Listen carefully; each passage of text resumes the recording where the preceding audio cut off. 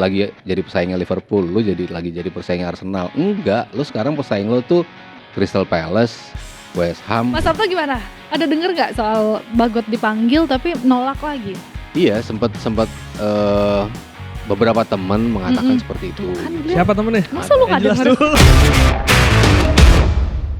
Selamat datang di Locker Room Liputan 6 Sport. Hai semuanya, ini adalah episode perdana kita. Ada yang baru lagi dari Liputan 6 Sport, tapi pastinya saya nggak sendirian ya. Jadi kalau misalkan Liputan 6 Sport tuh udah ada live commentary.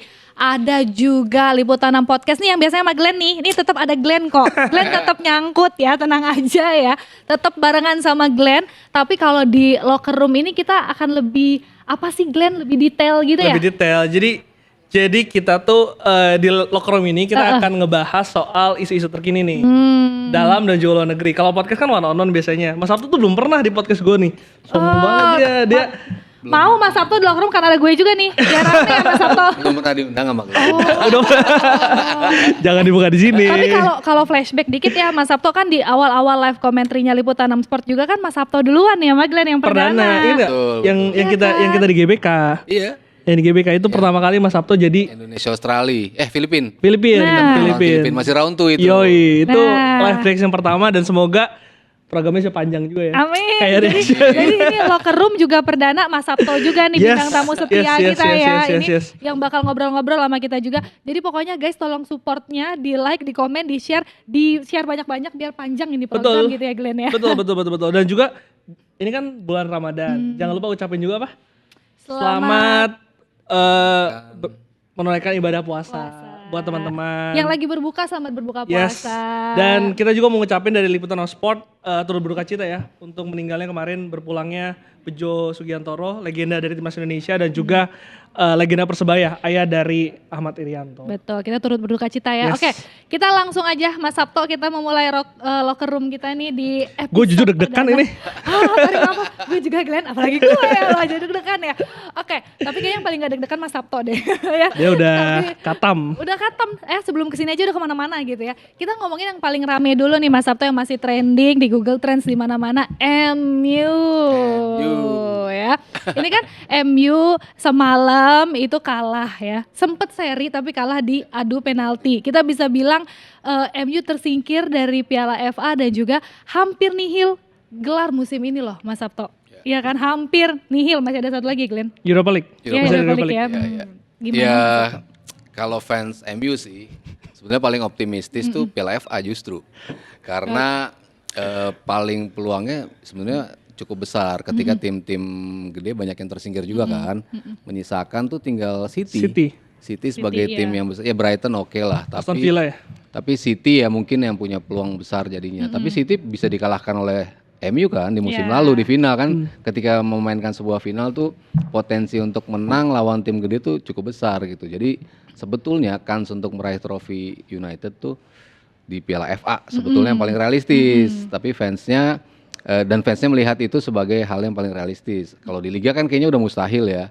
Udah belasan peringkatnya kan kayaknya untuk naik ke Eropa aja sulit gitu. Makanya in order mereka bisa lolos ke Eropa itu dengan menjuarai Piala FA. Seperti di musim kemarin juga mereka juara Piala FA, akhirnya lolos ke Europa League. Nah, bisa nggak nih juara Europa League supaya lolos ke Liga Champion? Ya kalau mereka juara Europa League kan mendapatkan tiket otomatis ke Liga Champion. Itu juga menjadi harapan dari United. Tapi melihat Piala FA aja begitu ya, apalagi mereka ketemu tim-tim yang ada di Eropa lain, mereka langsung ketemu kan Real Sociedad. Itu kan juga nggak mudah juga lawan Sociedad. Dan di situ masih ada Ajax, masih ada Roma, masih tim-tim yang bagus tampil di Liga Eropa gitu. Jadi ya kayaknya sulit juga buat mereka untuk menang di situ. Tapi ya harapan terbesarnya ya memang dari trofi-trofi ini. FA udah tersingkir, ya berarti tinggal Liga Eropa. Kok Mas Sabto ngomongnya MU tersingkir tapi mukanya semeringah gitu. Lo juga tadi ketawa, gue denger ya. Lo juga gitu, kenapa, ada apa gitu. Enggak, tapi kok gini ya, aku tuh pengen tahu dari United sendiri ya. Ini kan udah bertahun-tahun sejak Sir Alex ini keluar gitu. Sudah banyak pergantian pelatih dari mungkin Moyes, lalu juga Jose Mourinho, sekarang Amorim. Sebetulnya apa sih Mas yang menjadi masalah di tubuh Manchester United? Kalau orang bilang kompleks, masalahnya ya kompleks juga karena dari manajemen ternyata kan juga tidak membantu United untuk bisa mendapatkan prestasi gitu. Cuman kan ketika manajemen itu tidak bisa membantu kan otomatis karena prestasi lo juga lagi segini-segini aja gitu. Jadi kan saling salahkan lah ya tim teknis di lapangan melihat nggak ada support dari manajemen gitu. Manajemen melihat ya lo nggak berprestasi gitu kan. Pasti kan akan ribut di situ gitu. Cuman kalau saya pribadi sih melihatnya United tuh harus men-set diri mereka dulu nih. Lo sekarang ada di mana sih positioning lo tuh? Kan selalu berharap dan selalu mungkin bisa dibilang bermimpi gitu.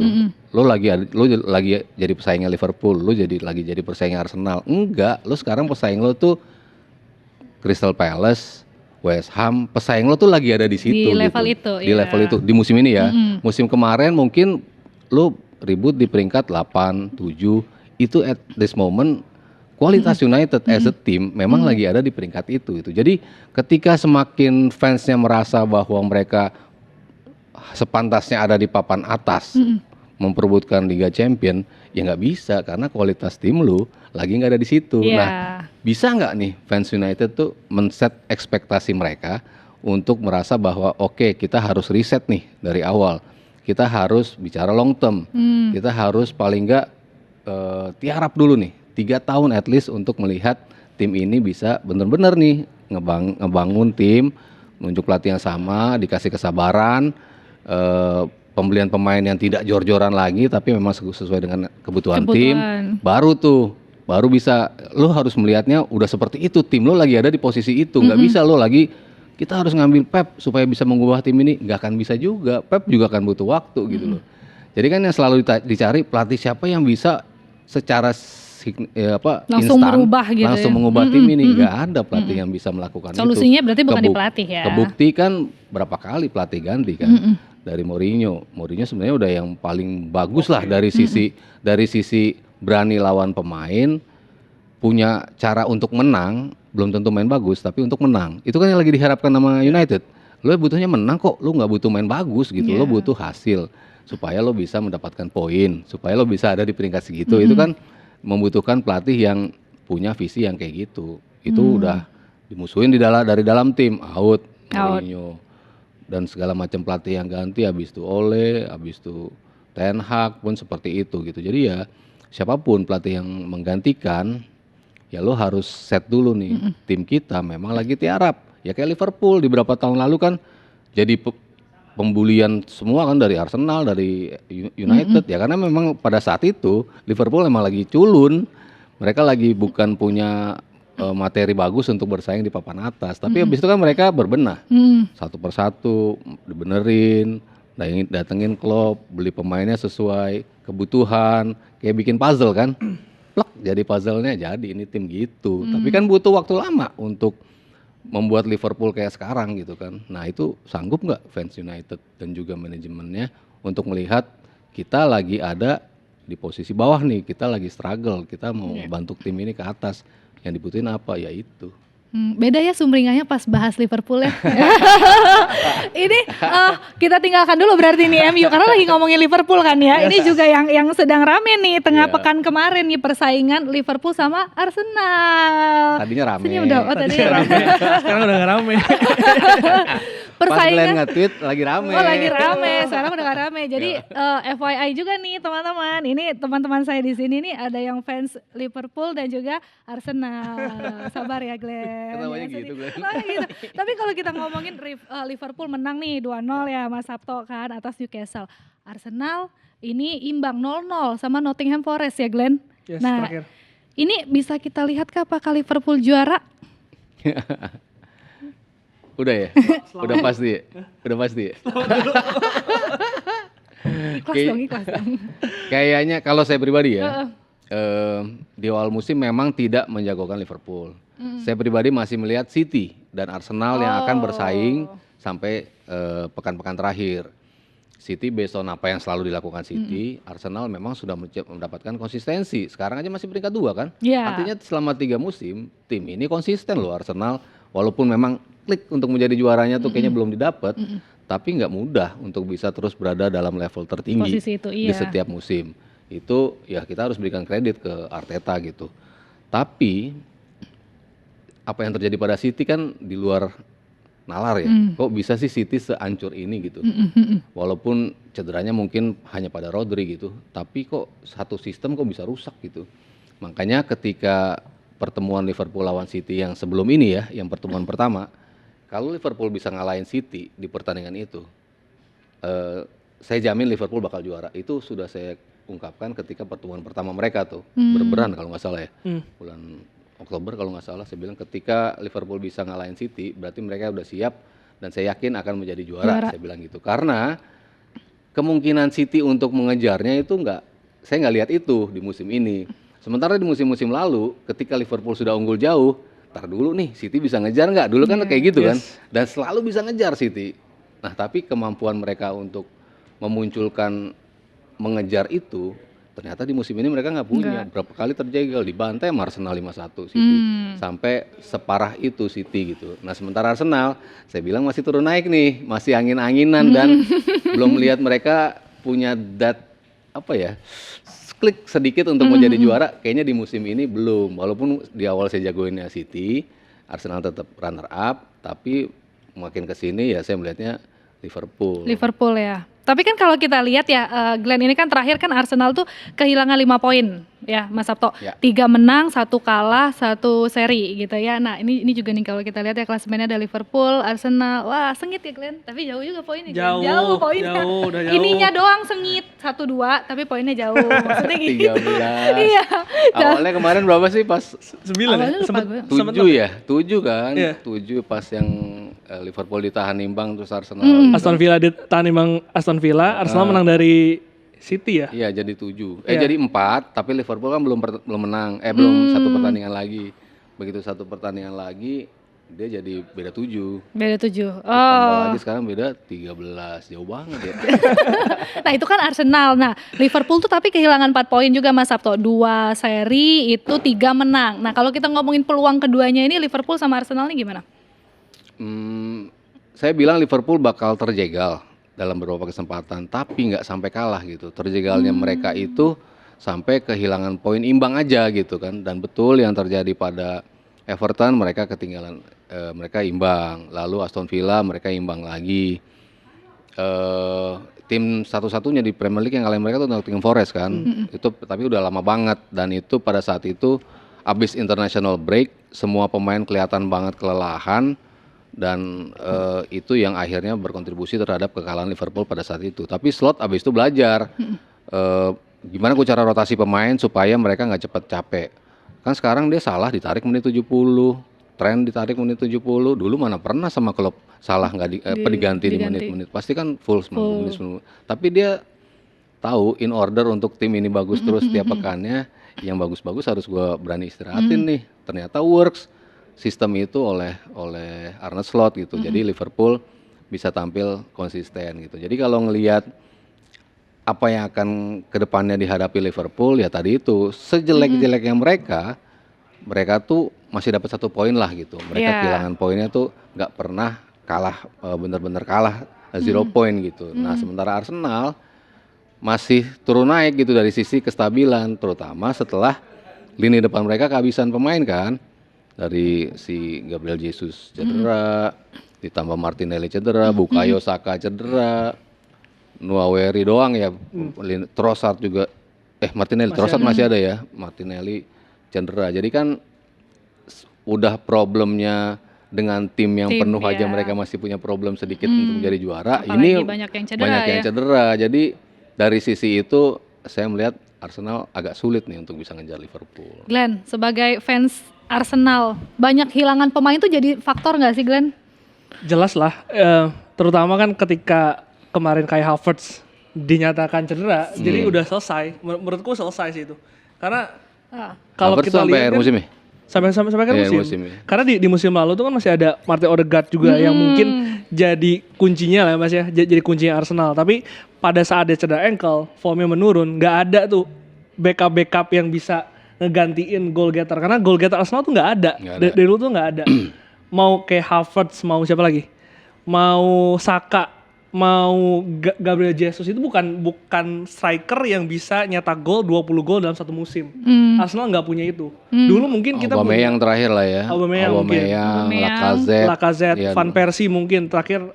Dulu Ongri waktu terakhir kali juara 2022. Yang paling dekat kan Lacazette sama Aubameyang sama ya. Giroud pun juga kan angin-anginan kan? Bukan striker yang getol gitu. Sedangkan kalau dibandingkan dengan Liverpool, dulu kan Firmino, ada Salah, ada Mane. Terus sekarang ketika pemain itu udah tua, dia tuh bisa membeli pemain dengan tepat, mengisi dengan tepat tanpa perlu adanya adaptasi yang lama, Mas. Itu yang gue iri dari Liverpool tuh, pembelian pemainnya. Sedangkan kalau sekarang Merino bukan striker. Tapi yang jadi tumpuan Arsenal sekarang siapa dong? Jadi yang bisa jadi tumpuan depan Arsenal? Sekarang Merino. Merino. Kalau kita mengharapkan Nwaneri misalkan, itu kan pemain muda yang baru orbit ya. Mungkin baru matang 2-3 musim lagi kayak Saka gitu. Trossard? Jadi memang Trossard udah tua. Trossard tuh kadang-kadang bagus, kadang-kadang enggak. Tapi tetap Arsenal tuh butuh striker yang bisa nyetak 20-30 gol satu musim. Yang menjadi masalah buat Arsenal, ketika mereka nggak punya striker, tadinya pemain-pemain yang ada di sekelilingnya itu bisa cetak gol. Saka bisa cetak gol, Havertz bisa, paling nggak misalnya nggak 20 gol gitu, tapi 10 atau 8. Tapi kalau nyetak gol semua kan works. Nah Liverpool tuh melihat semua pemainnya bisa kontribusi 10 gol tuh pemain lini depannya. Ya Salah udah pasti. Salah tuh 25 ya musim ini. 25 di Premier League, totalnya 40. Gol dan assist ya 40. Itu Salah. Jota bisa bikin gol juga, 10 gol juga ke atas. Jarang main juga, Mas. Luis Diaz bisa 10 gol ke atas. Gakpo bisa 10 gol ke atas. Terus si Darwin Núñez juga bisa cetak gol juga. Jadi semua pemain yang ada di depan, kalau satu nggak main, misalnya Salah gitu nggak main, ya yang lainnya tetap bikin gol gitu. Nah, yang jadi masalah di Arsenal, pemain-pemain yang musim lalu bisa bikin gol itu, nah sekarang tuh nggak bisa gitu. Dulu kan Saka ada kontribusinya, Havertz ada kontribusinya, Martinelli kontribut, Gabriel Jesus ada kontribusi, Odegaard. Ya kayak City lah, mereka kan baru dapat si Haaland nih, setelah dulu Aguero cabut, habis itu kan mereka nggak punya striker. Tapi De Bruyne bikin gol, Grealish bikin gol, Foden bikin gol, dulu Mahrez bikin gol. Jadi the whole surroundings dari striker itu bisa berkontribusi bikin gol. Bahkan kalau kita lihat ya top 10 dari pemain Liga Inggris ini aja nih Mas Sabto nih, lihat ya. Itu tidak ada pemain Arsenal. Ya, ada satu Saka, ada yang satu kayak Saka. Sabar. Tapi kan lagi cedera Mas Sabto. Iya benar. Sabar. Tapi gue pengen Isak sih. Isak tuh mungkin cocok ya karena butuh striker yang cepat untuk bisa adaptasi. Dan Isak kan dengan torehan gol musim ini kan lumayan ya. Apalagi ke gawang Arsenal nyetak gol mulu tuh. Mungkin Isak bisa jadi satu opsi nggak sih untuk Arsenal? Kalau gue pribadi sih suka sama Isak tuh suka, dan gue bilang akan cocok gitu. Cuman kan gue sempat berdebat juga sama Justin ya, Coach Justin. Kalau dia melihat Arsenal itu kan tim yang tidak memberikan ruang banyak untuk striker karena mainnya kan deket-deketan. Betul. Jadi pemain dengan kebutuhan atas area yang luas kayak Isak kan seperti ini. Thierry Henry zaman dulu kan seperti ini. Dia lokasi bola, space banyak, baru lo bisa bercreate untuk tim ini gitu. Sementara Arsenal kan sekarang rigid banget kan, deket-deketan. Cuman menurut gua kalau dia masuk ya harus sedikit ada yang diubah juga untuk bisa nyesuaiin dia gitu. Ketika dia masuk pertama ke Newcastle kan teman-temannya pun belum ngerti banget yang Isak mau kan, dia belum bisa bikin gol banyak tuh. Tapi setelah tahu, oh nih pemain sukanya bola kayak gini, oh kalau ngoper dia tuh dari sisi sini, begitu paham dia bisa ngapain, oh langsung tuh bikin gol banyak. Nah gue rasa Arsenal kalau datengin dia pun pemain lain harus adjust juga kan dengan kemampuan dia. Kalau lo bisa exploit itu ya kayak Mbappe di Madrid lah. Ini kan juga awal-awal agak bingung kan positioningnya apa. Cuman kalau lo nggak mainin dia, ya lo rugi nggak bisa dapat gol-gol dari dia. Tapi gimana caranya nih? Oh lo buah dikit nih, dia geser dulu ke sini. Kayak gitu-gitunya kan pasti bisa dilakuin sama Arteta. Kalau emang Isak mau bergabung sama Arsenal. Dan menurut gue pribadi sih cocok. Karena kalau mau main kayak Ongri mirip kan gayanya tuh. Dia gue yang lari, belok kanan dikit, nyetak gol, itu gayanya tuh Ongri banget. Tapi kalau tipe-tipe kayak Haaland gitu, Arsenal cocok nggak sih Mas? Nah masalahnya kan mereka nggak banyak ngirim umpan. Arsenal tuh kan selalu main one two tak tak tak tak yang modelan gitu kan. Sementara Haaland kan bukan striker yang kayak gitu bikin golnya kan. Ada umpan dari bek kanan misalnya, ada umpan dari penyerang kanan misalnya. Kecuali itu lagi-lagi ngubah sistem, Saka akan provide untuk dia dari kanan, kiri mungkin Trossard akan provide buat dia, dari tengah ya Merino lah, ya Rice lah, ya Odegaard akan ngirim umpan-umpan terobosan buat dia.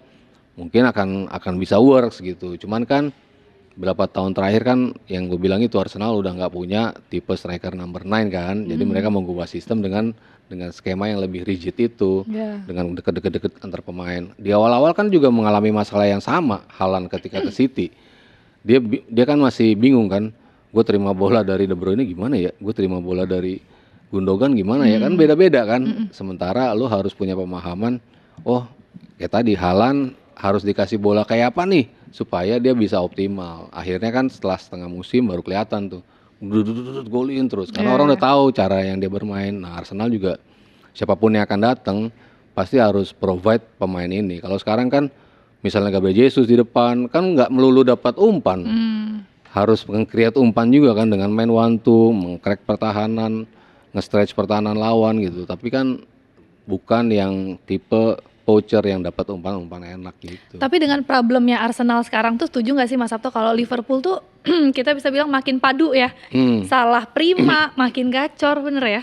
Iya, Liverpool tuh surprisingly ya, saya juga sebagai fans kaget juga sih di musim ini kok bisa mulus banget transisinya kan. Padahal kita, aduh abis Klopp gimana nih nasib Liverpool nih kan, mikir kan kayak MU abis Sir Alex kan langsung compare-nya gitu kan orang kan. Abis Wenger perubahan nanti gimana gitu. Wah habis Klopp kan juga gitu kan. Masa indah 7 tahun. Gimana ya pelatih baru. Aduh dari Belanda lagi gitu kan. Oh bukan ini ya maksudnya Belandanya beda. Maksudnya ada kan apa nih dengan Belanda? Maksudnya kan Feyenoord gitu bukan klub yang PSV atau Ajax yang sering juara juga gitu kan. Belum tentu langsung bisa nyetel di sepak bola Inggris gitu. Tekanannya seperti itu. Tapi ternyata dia bisa loh. Justru dia bisa nambahin sesuatu yang gak dimiliki sama Klopp gitu. Dari sisi determinasi pemain, rotasi itu yang paling penting sih. Kalau Klopp kan sering kehabisan bensin pemainnya di akhir-akhir kompetisi tuh. Tapi dia bisa ngimbangin menit main pemain, lalu bisa mengubah posisi yang tadinya ada Endo, tapi diganti Gravenberch, akhirnya jadi mulus banget kan Liverpool. Ditambah lagi dia bisa jaga kestabilan striker-striker di depan untuk tajam terus tuh, walaupun dirotasi terus kan. Tapi masing-masing tiap main, gue mau bikin gol. Itu yang bikin Liverpool gacor. Tapi balik lagi ke pemilihan pemain sih ya. Setuju tapi Liverpool gacor. Setuju. Okay. Setuju karena walaupun ada beberapa pemain kunci yang akhirnya harus berpindah klub karena usia, tapi pemilihan pemain itu sangat tepat. Dan mereka tuh yang gue irinya lagi nggak perlu adaptasi banyak, bisa langsung masuk ke gaya mainnya Arne Slot gitu. Tapi lo nggak usah iri karena kan Liverpool tuh juga bukan tanpa celah ya Mas Sabto, sempat kalah juga kan lawan PSV di UCL. Oh iya, tapi itu kan cadangan semua yang main. Lu salah nanya. Itu ya itu pinter-pinternya si Arne Slot tuh juga seperti itu gitu. Ini laga kayaknya udah nggak, gue udah pasti juara grup, udah pasti di peringkat 1 dan gue udah pasti lolos ke 16 besar. Jadi gue kalah pun nggak akan ganggu poin gua. Jadi makanya sama dia, ayo udah mainin dah pemain-pemain ini buat dapet jam terbang. Akhirnya kan jam terbang itu penting buat pemain muda. Akhirnya nanti kan ketika si Harvey Elliott makin mateng, Jarell Quansah makin bagus, Connor Bradley makin bagus di lini penggantinya Trent. Nanti misalnya Trent cabut gitu. Jadi dia memang udah tahu gitu risiko yang gua ambil dengan memasang strategi ini gitu. Syukur-syukur menang ya, mungkin yang dia kecolongan kemarin yang kalah Piala FA sih lawan Plymouth itu murni pemain cadangan, sama sekali nggak ada pemain intinya dalam cadangan pun nggak ada.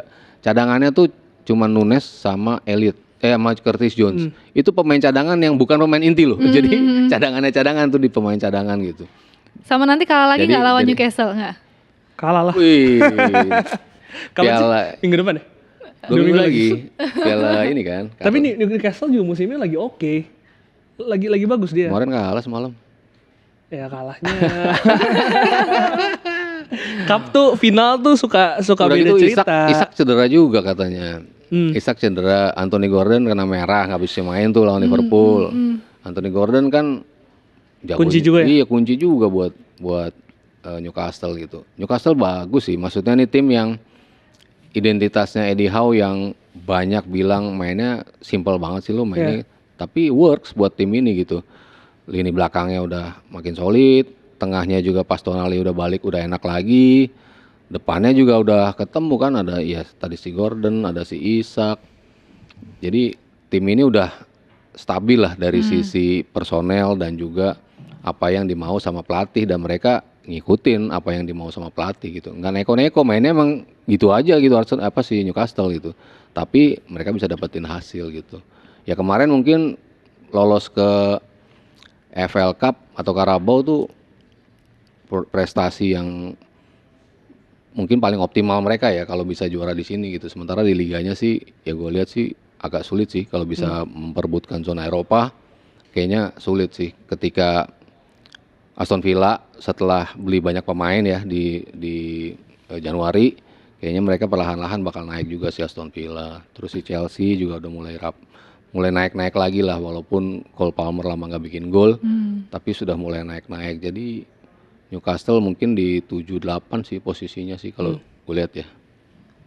Gimana?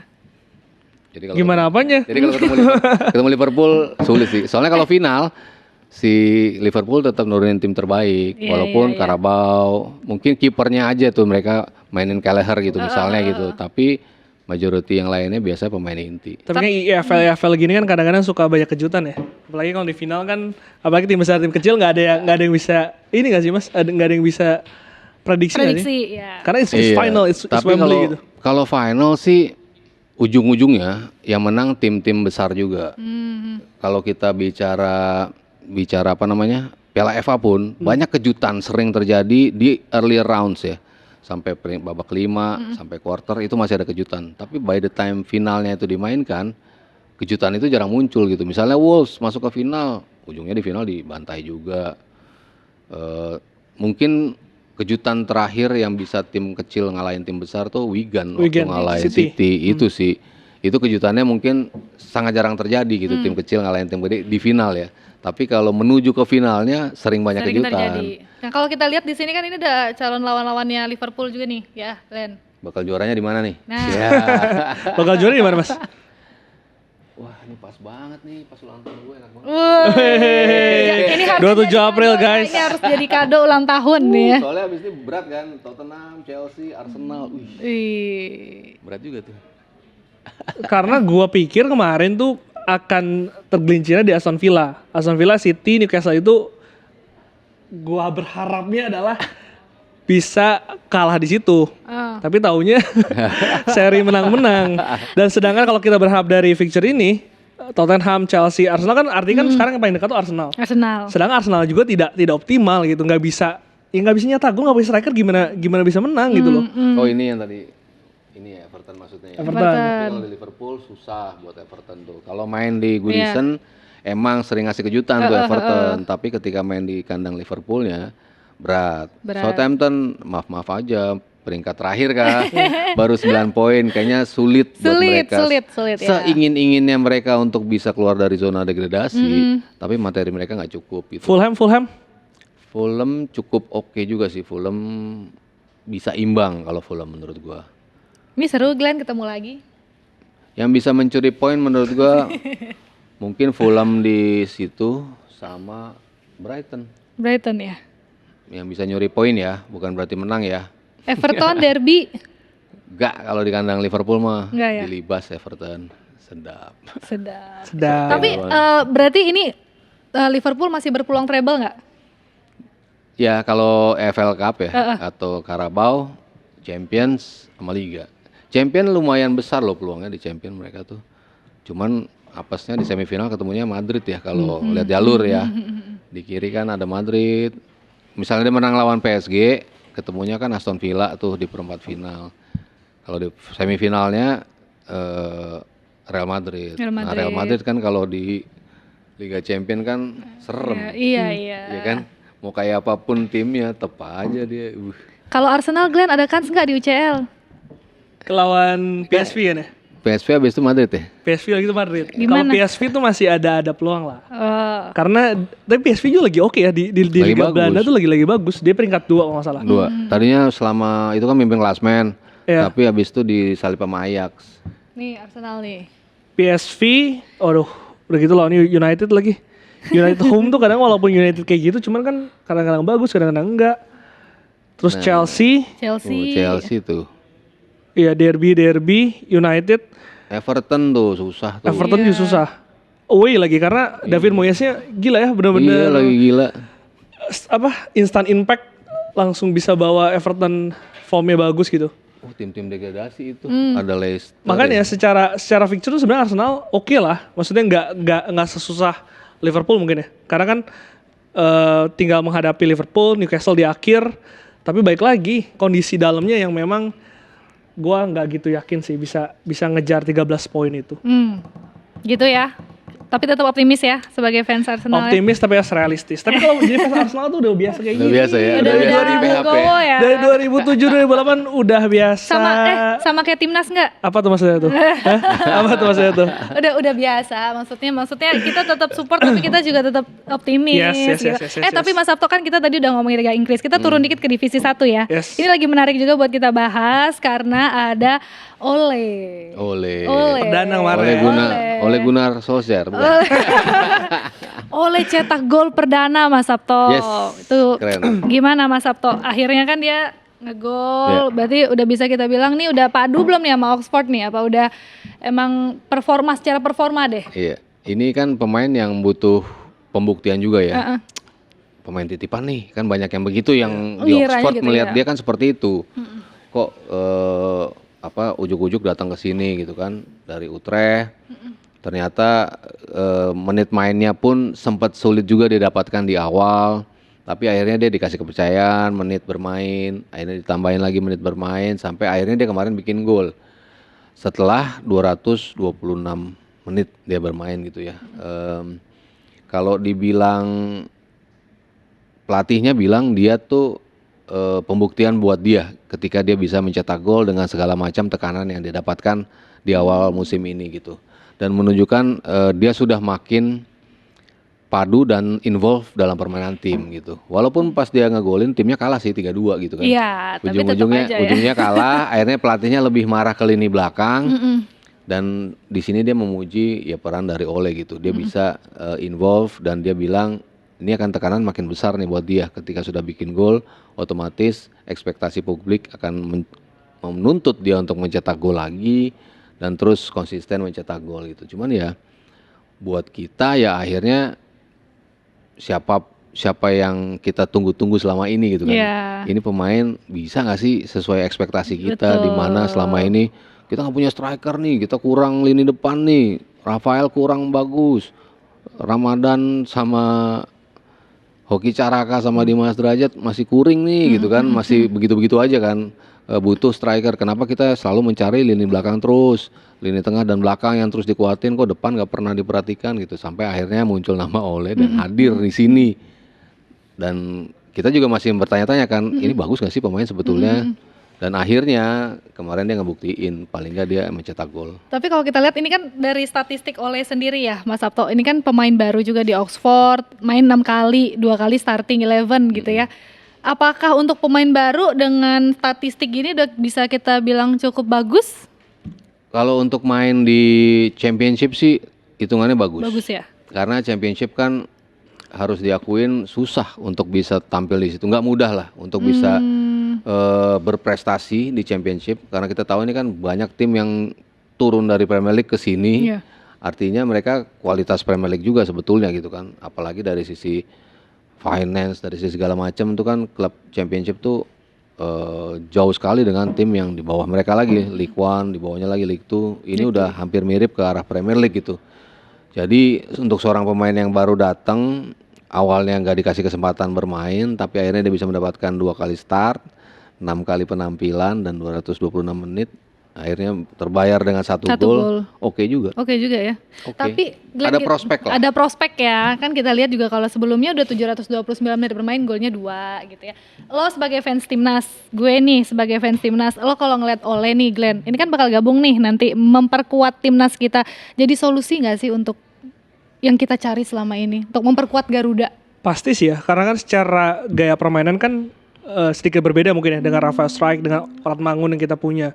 Dan walaupun satu gol di Championship, tadi Mas Sabto bilang bahwa levelnya pun sebetulnya kan mirip-mirip dengan Premier League.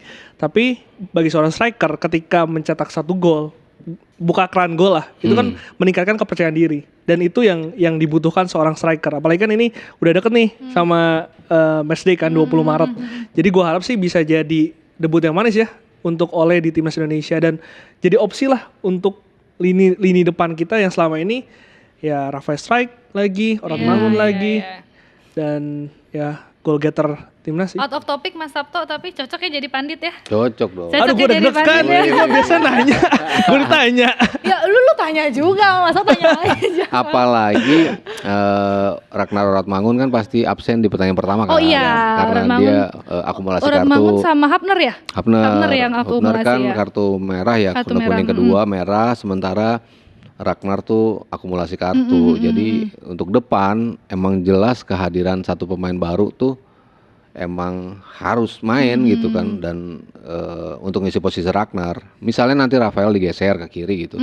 Nah, dia bisa di tengahnya gitu. Bisa di tengahnya ya. Dia atau Rafael di tengah, tetap dia bisa di kirinya atau nanti di kanan. Pokoknya kehadiran dia jelas harus langsung dimainkan karena ketidakadaan si Ragnar itu. Karena kemarin di pertandingan Oxford pertama pun ya. dia main sebagai CF kan, dan pergerakannya lumayan berkontribusi lah gitu untuk Oxford kemarin, Untuk Oxford, walaupun kalah ya.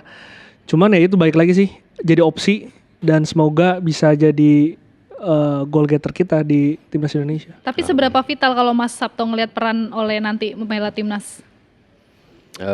Ya tergantung ngeblendnya gimana ya. Cuman kalau dari apa yang dia bawa gitu, CV yang dia bawa, lalu progres yang makin bagus menuju sini kan, tadi Glenn bilang makin ke sini kepercayaan dirinya harusnya tambah. Pas banget nih buat menuju Maret dia mulai memupuk itu gitu. Sementara kan yang kita butuhkan adalah pemain yang bisa langsung ngeblend. Ragnar ketika masuk di awal langsung ngeblend, langsung luar biasa, langsung bikin gol juga di Vietnam gitu kan. Itses waktu baru masuk langsung luar biasa. Tom Haye begitu datang langsung bagus. Cuman kan mereka ini kan pengalamannya udah panjang di level klub ya. Jadi adjustment bagi pemain-pemain senior itu lebih enak untuk adaptasi gitu. Sementara pemain muda kan butuh jam terbang lebih panjang gitu. Hupner, Nathan ketika debut di timnas kan nggak bagus juga debutnya gitu kan. Nah, Ole kan juga pemain muda nih. Dia bisa nggak langsung menjadi seperti Ragnar, seperti Jai, seperti Tom Haye yang langsung nyetel, kayak Martin Paes di debutnya langsung luar biasa, atau dia butuh adaptasi dulu nih kayak Hupner, kayak Nathan di pertandingan-pertandingan awal.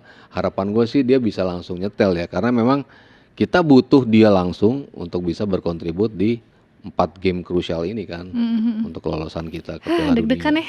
Deg-degan Ya, makin mendekati Maret tuh makin deg-degan gitu ngeliat. Tapi yang bikin tenang juga tuh performa diaspora kita dan juga menit bermain itu kan di liga-liga Eropa ini lagi oke lah. Kemarin Jay Itses pun juga tampil full game 90 menit. Ya, kalau Itses kan lumayan reguler ya. Dan sekarang udah jadi kapten kan. Kaptennya Venezia kan ganti, cabut. Sekarang Itses jadi kapten. Jadi semakin vital lah peran dari Itses. Abang Jai. Terus si Tom Haye juga kan vital banget perannya buat Almer. Selalu udah mendekati 90 menit terus dia juga bermain. Semalam dia full. Iya, Semalam full ya. Verdong. Selalu poinnya bagus terus kan setiap bermain. Jadi ya beberapa pemain penting kita jam terbangnya juga di Eropa lagi bagus juga gitu. Walaupun Nathan jarang tampil, ada juga yang jarang tampil. Si Rafael beberapa pertandingan juga cadangan terus. Hupner main mulai di U21 main. Jadi kan nggak semuanya mulus untuk mendapatkan menit main gitu. Tapi ya siapa tahu langsung bagus lah ketika main di timnas gitu. Iya. Dan yang menyenangkan lagi kemarin clean sheet-nya 2 pertandingan lawan Atalanta, lawan Lazio yang sekarang di peringkat 3 sama 4 Serie A juga gitu, dan yang dihadapi itu bukan striker ece-ece juga. Ini striker top Eropa yang dia jaga gitu loh. Betul. Jadi ya tadi strikernya juga oleh Romani kita harapkan di lini belakang juga tambah padu lah dengan back-back kita ya Mas. Tapi sebelum kita ngomongin Liga Italia ya, kita kan mau bahas juga nih Liga Italia, ada Abang Jay di sana. Saya tuh masih penasaran satu lagi Mas Sabto, dari Oxford kita punya Marcelino. Nah, Marcelino ini kan kerap masih belum banyak dapat kepercayaan ya, masih turun di kelompok umur ya biasanya. Ini gimana performanya? Apakah ngelihatnya sekarang Mas Sabto ngelihat performa Marcelino gimana, sama apakah emang udah tepat dia pindah dari Belgia ke Oxford ini? Di Belgia sendiri sebetulnya nggak dapat menit bermain yang cukup banyak juga gitu. Dan dia jadiin alasan sebagai pemain yang lu nggak punya menit main, tapi kalau lo main di timnas bagus juga kok. Itu salah satu contoh dari gue melihat Marcelino. Dia nggak selalu tampil di Eropa. Zaman di Denze kan juga menit bermainnya dikit sekali. Tapi ketika tampil di timnas, oke kok, bagus kok gitu. Jadi ada exception buat pemain-pemain yang emang sudah punya level tertinggi di timnas, bagus gitu standarnya. Apapun yang didapatkan di Eropa, di menit tampilnya jelek, tapi ketika pindah ke timnas selalu bagus. Itu ada pengecualian lah buat Marcelino gitu. Ketika ke Oxford kan harapan kita, wah dia bisa mendapatkan menit tampil lebih nih gitu. Tapi ternyata belum, karena tidak semudah itu juga untuk bisa ngeblend dengan sistemnya Oxford. Nah, pelatih Oxford sempat bilang ke dia gitu, Ceng, nggak gitu manggilnya. Ceng, lu. Ceng. Lau Ceng gitu. Ceng. Positioningnya masih suka salah gitu. Maksudnya tidak pada posisi yang diminta pelatih gitu. Kalau pernah dengar cerita dulu Thierry Henry waktu main di Barcelona gitu kan, dia main di depan kan, antara 3 depan gitu. Terus main gocek, bikin gol. Seneng banget deh. Ditarik keluar sama Pep. Loh, kok saya ditarik? Iya. Berarti ternyata lu keluar dari posisi lu, gue mintakan lu di situ. Nah, dengan sistem yang rigid seperti itu, yang kaku, memang pemain nggak boleh tawar menawar. Lu diminta pelatih ada di posisi ini, yang dekat dengan garis pinggir. Nah, mungkin Marcelino tuh diminta seperti itu. Tapi kan dia kan free roll kan, kebiasaan dia bermain dengan free roll gitu. Makanya diartikan sebagai positioning lo masih belum selalu betul. Jadi kan tergantung sistemnya seperti apa nih. Kalau lo dikasih kesempatan untuk free roll, ya lo boleh explore. Ya mungkin Barcelona exceptionnya Messi, lo terserah deh lo mau main di mana gitu kan. Tapi untuk pemain lain, lo betul-betul harus rigid. Kalau enggak nanti ngerusak. Untuk bantu gak ada orang di sini gitu. Untuk begitu pemain lawan mau nyerang dari wingback, lo nggak bisa jagain gitu kan. Maksudnya ada beberapa poin yang memang mengharuskan pemain di posisi itu. Alasannya apa gitu. Nah mungkin itu belum bisa dipenuhi sama Marcelino gitu. Sehingga belum mendapatkan jam terbang. Tapi kan dia udah bilang, oh gue udah tahu nih poin-poin yang dikasih ketahu ke gue. Selama ini gue salahnya di mana, gue akan mulai perbaiki. Mungkin ketika diberi kepercayaan lagi, dia bisa ngebuktiin tuh, oh ini loh yang kemarin lo ngasih masukan buat gue nih, udah gue terapkan di lapangan gitu. Jadi mendapatkan menit main, kedepannya Marcelino lebih enak gitu.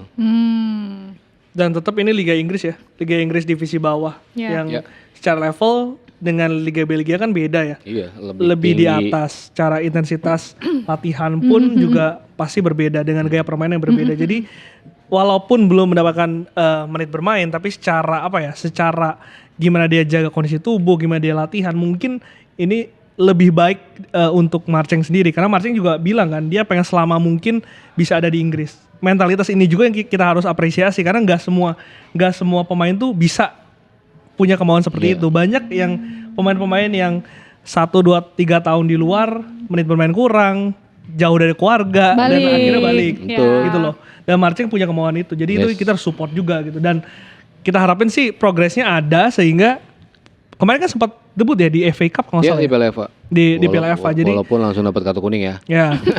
Bikin tackle langsung kartu. Tapi setidaknya sudah dapat kesempatan, dan sebenarnya nggak ada salahnya ya, walaupun itu ada orang dalam atau apa. Maksudnya itu keuntungan Ya untuk kalau dia bisa Gimana proof dia, ya kan. Itu kan cuman pintu masuk. Iya. Betul. Setelah lo Di dalam masuk, gimana dia bisa. setelah lo melangkah itu kan udah Iya, punya lo setuju, sendiri. setuju. Betul, betul. Iya. Nah, kita balik tadi ngomongin Liga Italia. Selain memang lagi seru nih perebutan Scudetto antara peringkat 1 2 3 yang relate sama kita, yang saya ngerti untuk dibahas kan ada Abang Jai. Ya kan? Itu tuh yang saya paham buat dibahas. Tadi kan kita lihat statistiknya.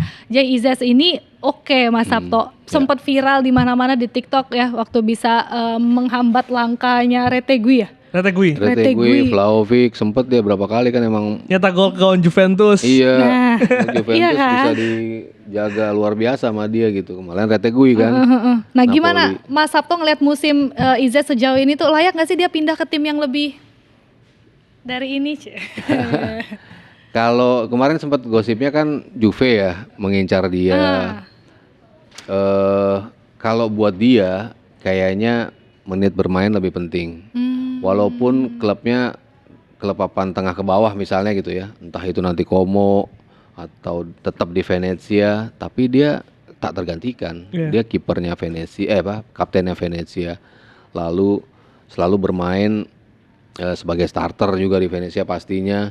Dan ketemunya kan Lukaku, Vlahovic, Lautaro Martinez, Rafael Leao, pemain-pemain papan atas lah yang dia ketemuin week by week gitu. Jadi walaupun dia di klub yang bukan papan atas, tapi kualitasnya luar biasa kan liga ini gitu kan. Dibandingkan lo jadi pemain ya maaf aja gitu ya di liga yang kasta bawah, tapi sehari-harinya kan lo nggak ketemu pemain yang bagus gitu. Jadi nggak teruji, nggak terasa juga kan kinerja lo gitu. Tapi di sini udah pasti dia terasa. Itu udah bener dia di sini dulu. Udah bener. Ya kalau ada bisa naik ke atas ya bagus banget karena akan mengangkat value dia kan.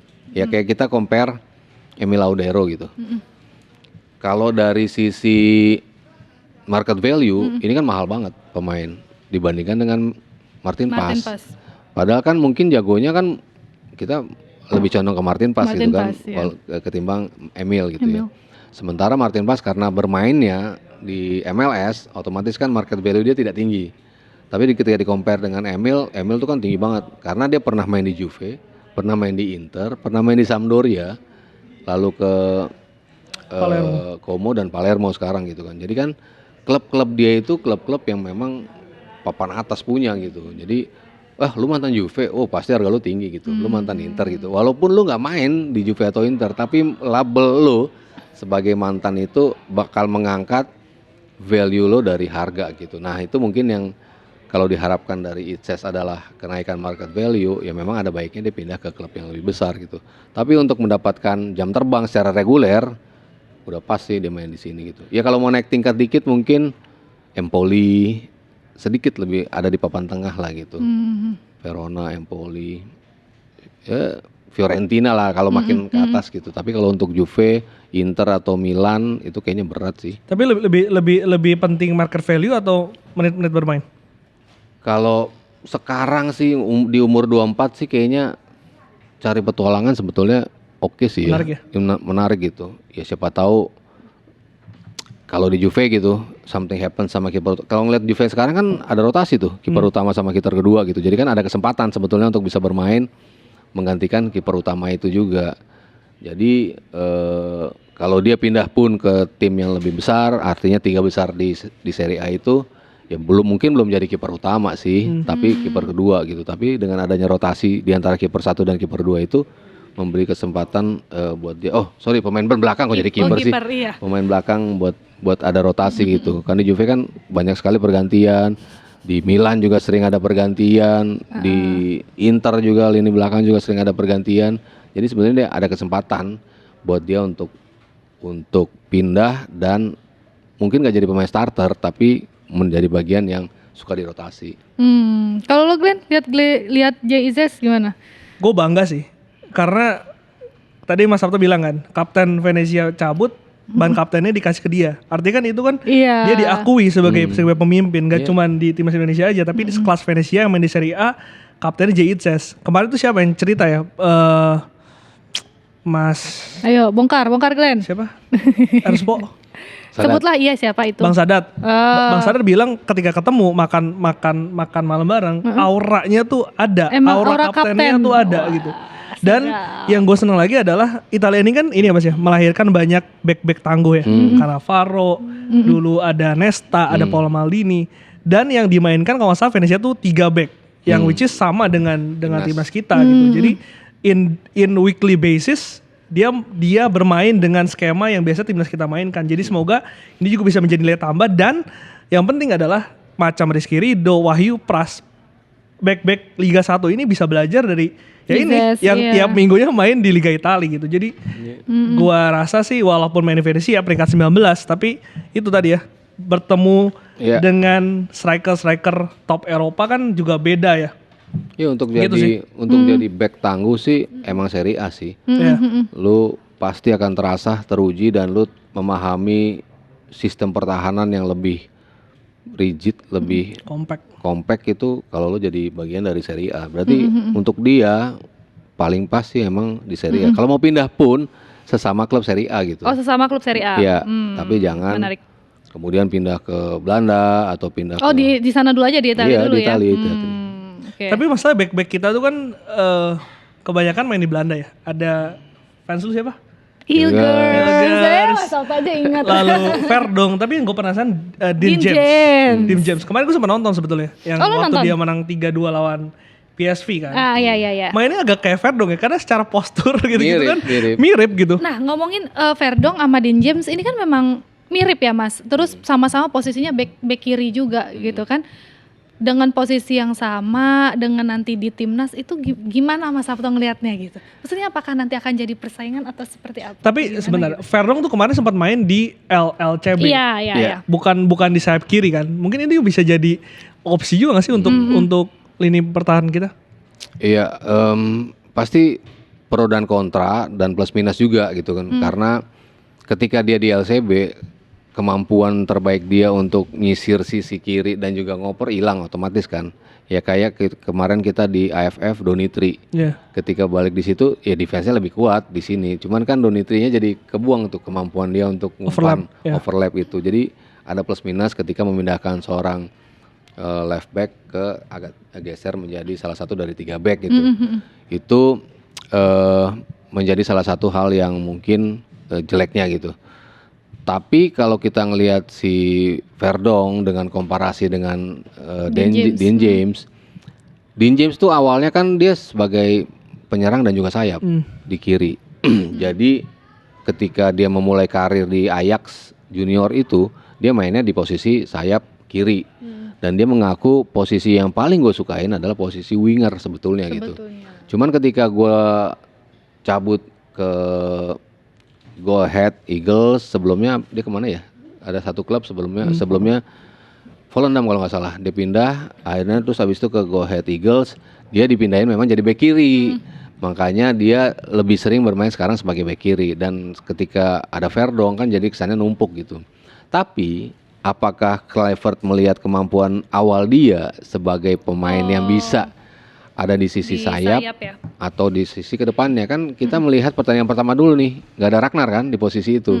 Bisa juga dia sebetulnya dimainin di posisi itu gitu. Verdong di bawah, dia lebih di atasnya. Kalau mainnya 4-4-2 ya bisa juga, tetap dua-duanya bisa main. Tetap dua-duanya main. Si Verdong di bek kirinya, dia di penyerang kiri. Atau dibalik juga, dia di bek kiri, Verdong di penyerang kiri. Jadi either way dua pemain ini bisa bermain secara berbarengan gitu. Ketika kita tahu dia pernah main sebagai winger juga gitu. Karena kalau kita lihat statistik juga Verdong sama Dean James sama-sama oke ya.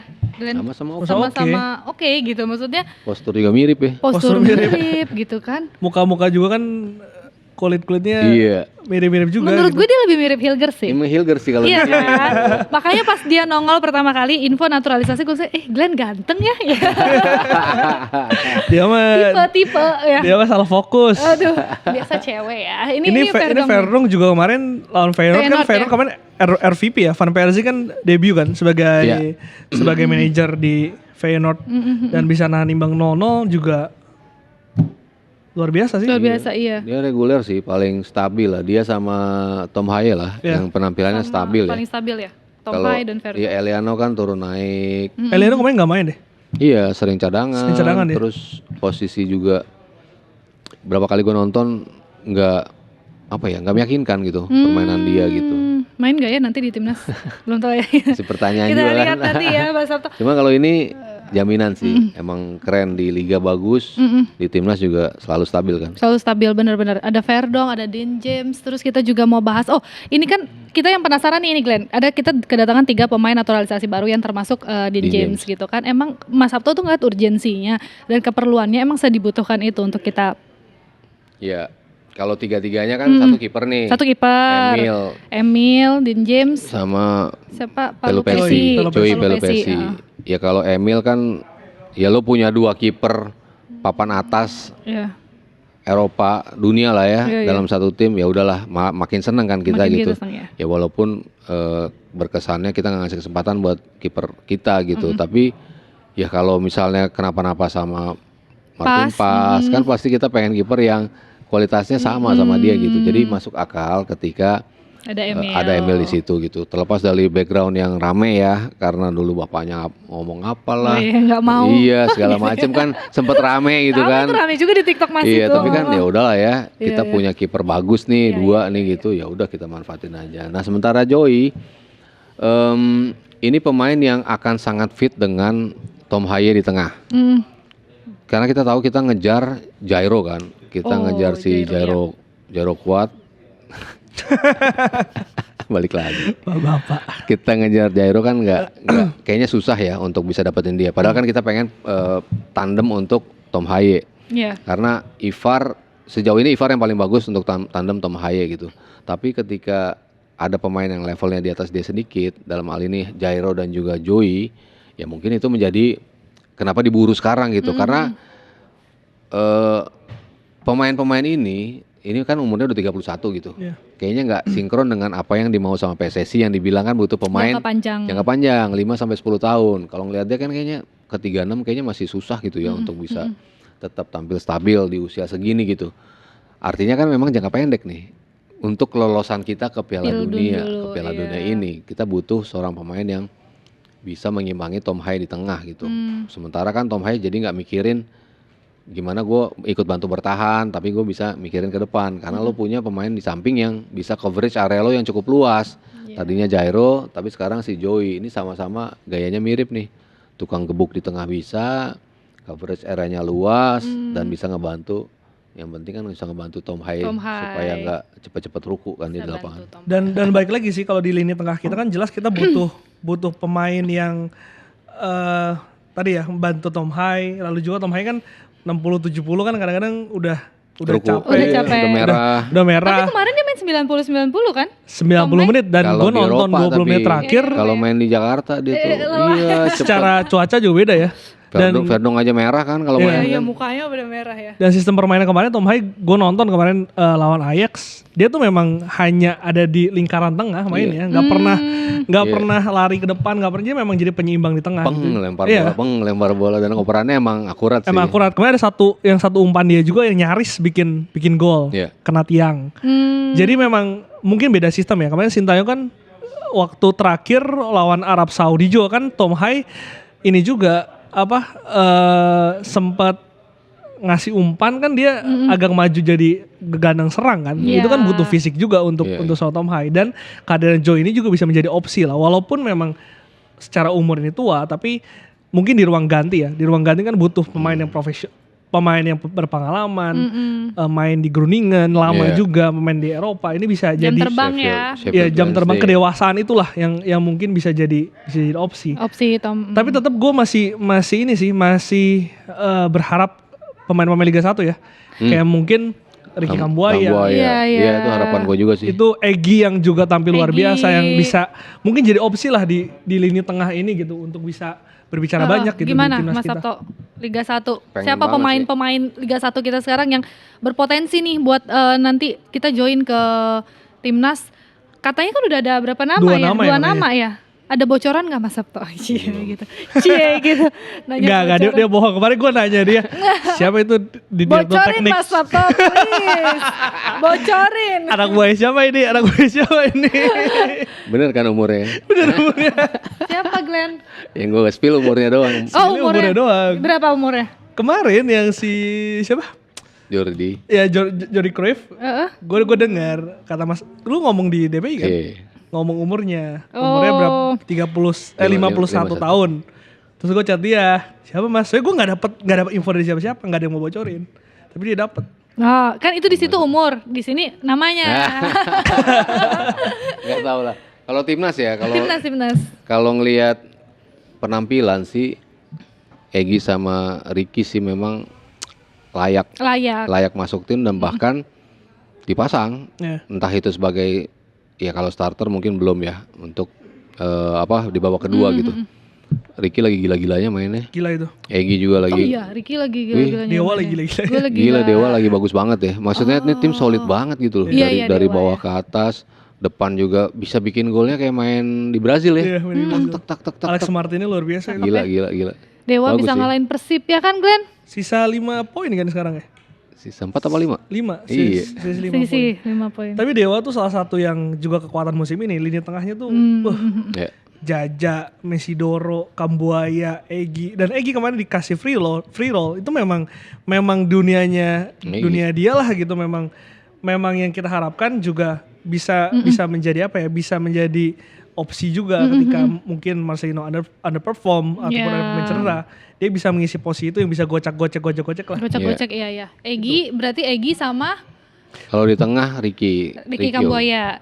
Tapi apakah memang nama itu yang dipertimbangkan oleh Clifford? Gak tahu. Senyumnya Mas Alta. Tapi yang gue sayangkan tuh Rizky Ridho kan memang jadi salah satu yang berpotensi dipanggil. Tapi ngeliat performa dia udah pertandingan lagi turun. Mungkin gugup kali ya dilihatin. Mungkin ya. Clifford deh. Fair nggak tapi kalau Rizky Ridho nggak dipanggil karena performa turun, yang kita tahu kan karena selama ini dia oke gitu di timnas gitu performanya. Enggak sih, kalau dia nggak dipanggil sih nggak fair, karena kan ini pemain kalau selalu saya ngobrol sama Glenn juga kan, lini belakang tuh kan yang dibutuhin chemistry. Iya. Nah dia udah punya chemistry dengan pemain yang lain gitu. Udah solid dia. Dengan terutama Jay, Itses lah, Hubner lah, siapapun di situ ya, bahkan menggantikan Hilgers di beberapa kesempatan gitu kan. Kalau skema lo nggak jalan, siapa yang menggantikan? Rizky Ridho yang sering banget kemarin sama Sintayong ya terutama ya. Ketika skema 3 back awal lo nggak jalan, babak kedua Rizky Ridho masuk, ngasih kenyamanan.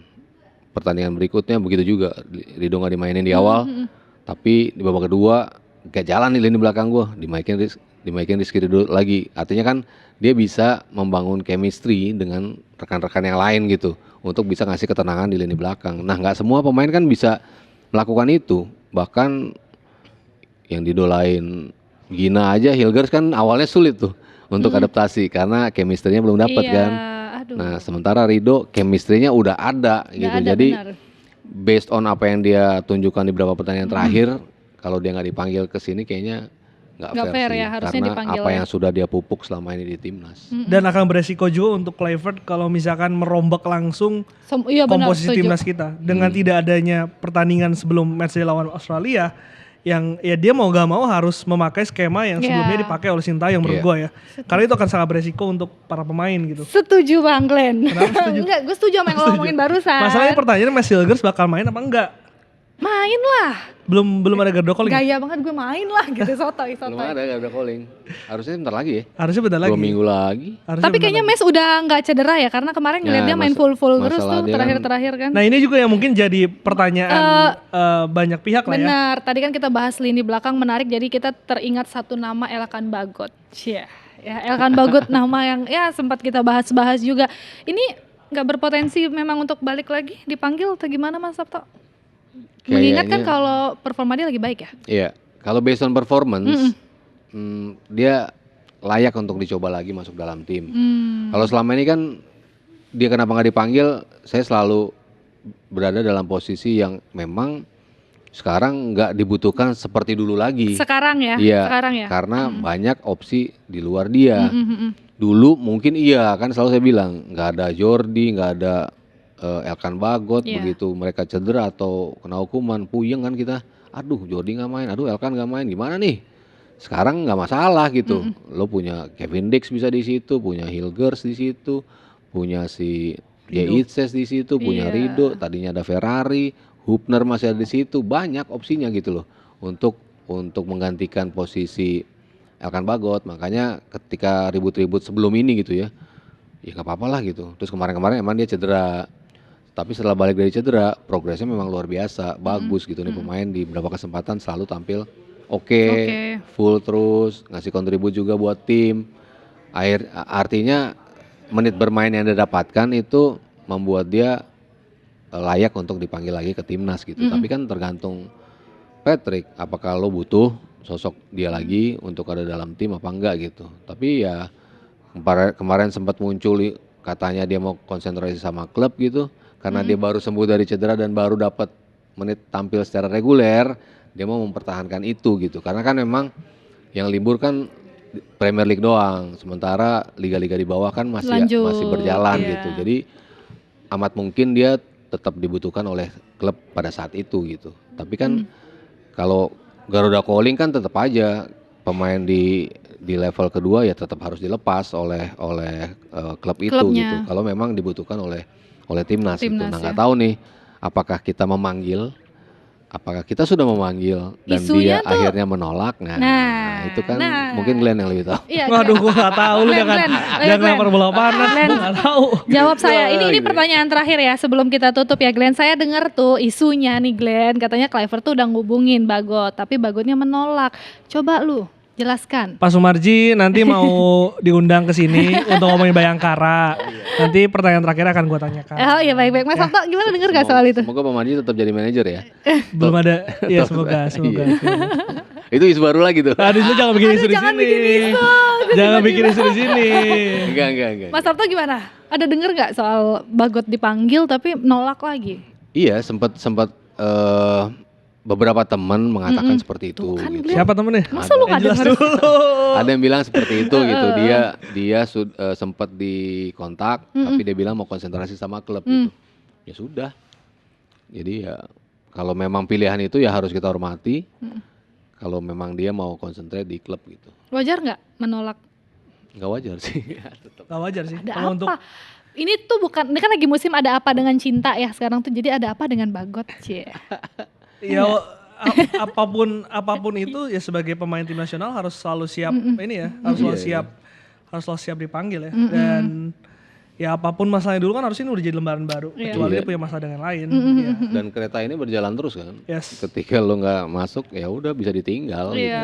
Sekarang kan sudah seperti itu, apalagi di posisi back gitu. Jadi sekarang misalnya Shane ngocol-ngocol gitu kan, ya ada Verdong, ada itu kan bisa begitu lah kasarnya begitu. Oke, gila udah sejam lebih nih kita ngobrol yang lebar.